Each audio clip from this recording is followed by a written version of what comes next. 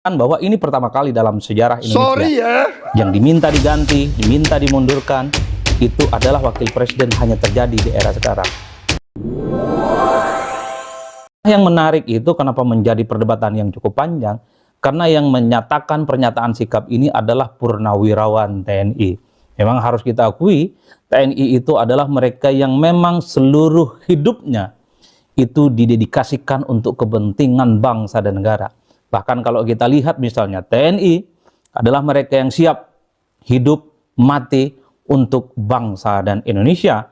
Jadi wajar kalau kemudian ketika ada pernyataan sikap dari para purnawirawan meminta salah satunya adalah supaya wakil presiden itu diganti, menimbulkan kontroversi yang berkepanjangan. Semua pihak berbicara, pro dan kontra tentu saja. Itu yang pertama. Nah yang kedua, kalau mau jujur ya, ini mungkin pertama kali dalam sejarahnya yang diminta mundur ataupun diminta diganti itu adalah wakil presiden. Saya kebetulan mengikuti dari dekat bagaimana proses politik sejak zaman Habibie, kemudian lanjut ke Gus Dur, Megawati, SBY, dan Jokowi.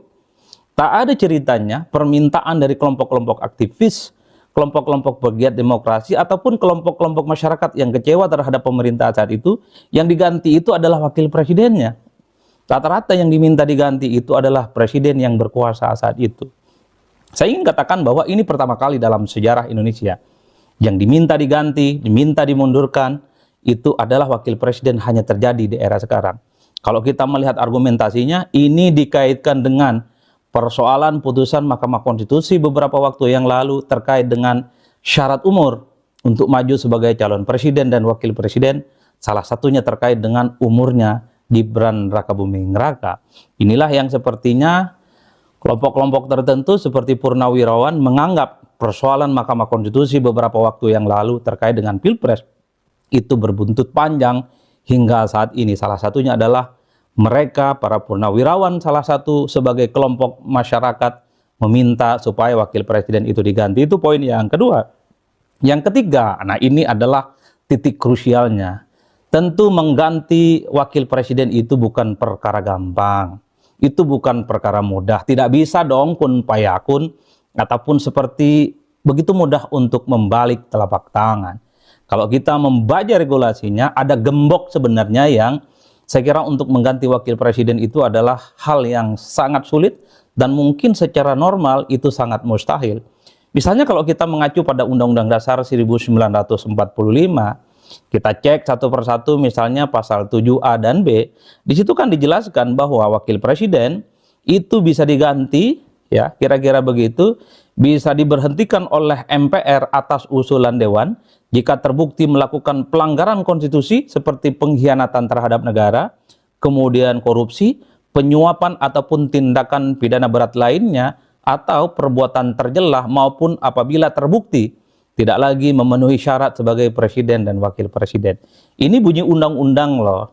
Artinya apa? Wakil presiden itu hanya bisa diganti oleh MPR, tentu diusulkan oleh DPR, ketika wakil presiden itu terbukti melakukan pengkhianatan terhadap negara, korupsi, penyuapan, dan tindakan tercela yang lain. Tentu per hari ini kalau kita melihat wakil presiden Republik Indonesia yang baru menjadi wakil presiden kurang lebih sekitar 6 bulan lamanya, memang sangat jauh dari unsur-unsur yang disebut dengan mengkhianati negara, sangat jauh dari unsur-unsur yang terkait dengan korupsi, sangat jauh dari unsur-unsur yang terkait dengan penyuapan dan seterusnya dan seterusnya. Inilah yang saya sebutkan bahwa persoalan konstitusi tidak gampang dalam hal ini. Apalagi kalau kita membaca klausulnya, usulan untuk mengganti wakil presiden ini kan memang harus diusulkan oleh DPR ketika menemukan bukti bahwa wakil presiden itu adalah melakukan tindakan inkonstitusional dan seterusnya dan seterusnya. Setelah itu DPR kemudian meminta semacam fatwa kepada Mahkamah Konstitusi, apakah betul secara material terbukti wakil presiden itu inkonstitusional, melanggar hukum, korupsi, kemudian terlibat penyuapan dan seterusnya dan seterusnya. Baru setelah ada putusan dari MK diusulkan kepada MPR. Jadi jalannya cukup jelimet, jalannya cukup panjang dan sangat rumit. Jadi wajar kalau kemudian pada poin yang ketiga ini saya ingin katakan, bicara tentang konstitusi, bicara tentang peraturan untuk mengganti wakil presiden, itu tentu sangatlah sulit. Tapi kan kita tidak pernah tahu bagaimana proses politik yang terjadi di Indonesia. Tapi overall, kalau kita bicara tentang undang-undang, ini adalah gembok yang saya kira tentu tidak mudah untuk bisa diwujudkan. Apalagi yang menyampaikan pernyataan sikap ini hanya sebatas ekstra parlementer, kelompok masyarakat, dan yang menyampaikan ini bukanlah mereka misalnya anggota dewan ataupun anggota-anggota MPR.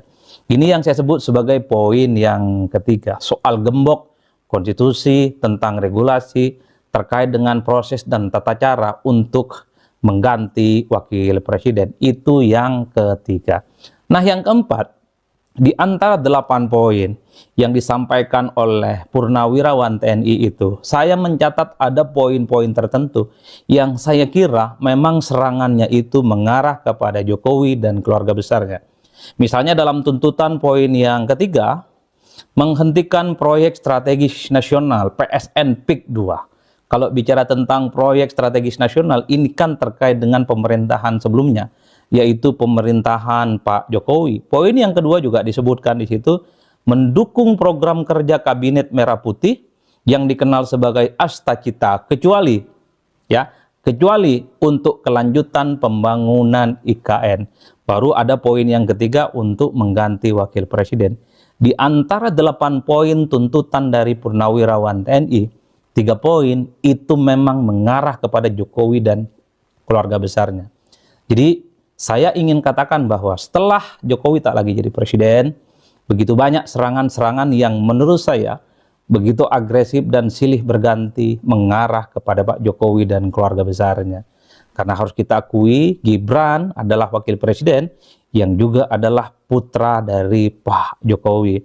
Serangan-serangan ke Jokowi saya kira cukup banyak. Kemarin ada yang menggugat terkait dengan mobil SMK, yang kemudian juga terkait dengan ijazah, kemudian kunjungannya ke Vatikan, sekalipun itu misalnya diutus oleh negara, dan yang terakhir adalah soal bagaimana wakil presiden itu diminta untuk diganti dan seterusnya.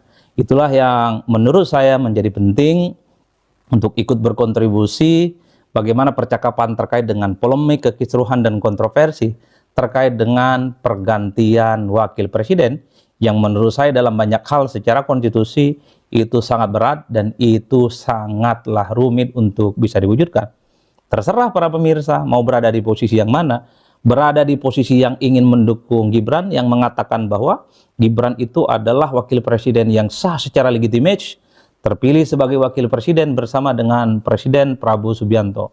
Itu yang kemudian disampaikan oleh Ketua MPR Ahmad Muzani.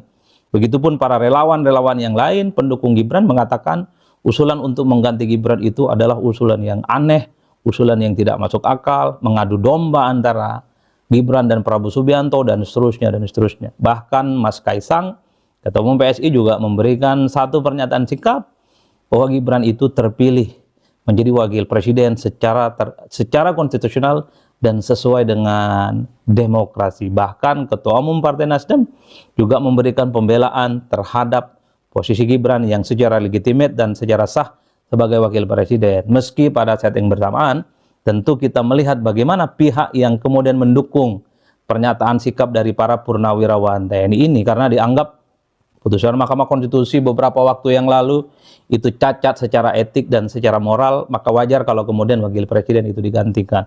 Dan ada argumen-argumen lain yang kemudian mempertebal bahwa kondisi Indonesia itu tidak baik-baik saja, maka salah satu kuncinya adalah pengganti wakil presiden dan seterusnya. Dalam posisi itulah saya kira dalam konteks berdemokrasi ya, tinggal kita semua berada di pihak yang mana.